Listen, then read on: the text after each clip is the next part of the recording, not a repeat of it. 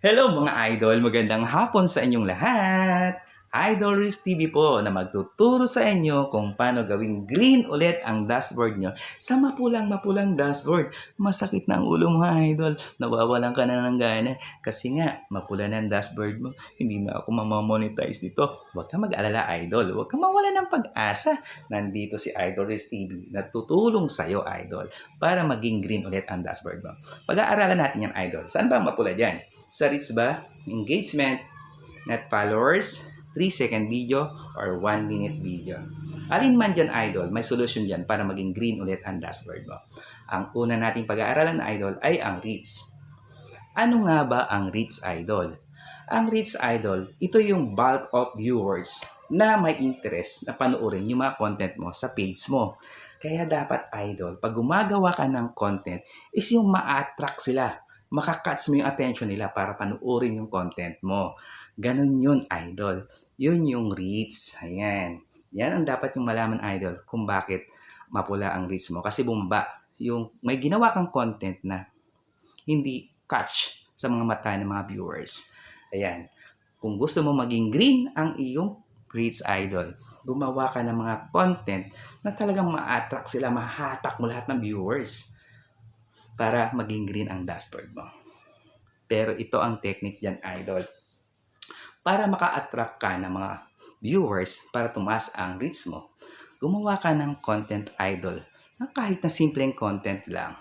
Tapos, pag gumawa ka ng content at share mo na siya sa page mo, lagyan mo ng hashtag idol. Makakatulong yan, idol, para dumami ang daanan ng ginawa mong content. Maraming dadaanan ng mga katulad natin ng mga content creator din. Yan, idol, ang gawin mo. Kung gusto mong maging green ulit ang mapulang dashboard mo.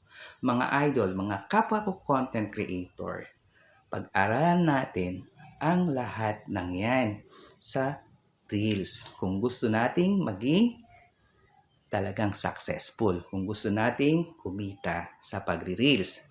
Ayan, idol ha, yan na muna ang ituturo ko sa inyo, ang Reels. Okay? Balikan natin, idol. Ang reach is ito yung bulk of people na tumitingin sa content mo, sa page mo. Yung ginawa mong content sa page mo, sila yung mga bulk of people na nanonood, na nakatch mo yung attention. Ayan. Kung gusto mong dumami yung mga viewers na yon, gumamit ka ng hashtag.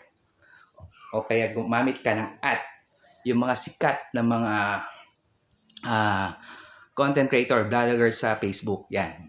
I-hashtag mo yung mga Team Koreanang Hilas, yan. Okay, everybody, followers, highlights, gamitin mo yan, idol, pag gumawa ka ng content na ipinost mo sa page mo. Yan, wag na wag mong kakalimutan yun, ha, idol, ha? At saka, syempre, pag gumawa ka ng content, is talaga ma-attract mo sila. Yan, gumawa ka ng content na ma-attract mo yung mga viewers, yung mga content creator din na katulad natin. Gumamit ka ng hashtag na ginagamit nila para maging green ulit ang mapulang dashboard mo. Okay? Sana makatulong yan, idol. Idol Riz TV po. Salamat!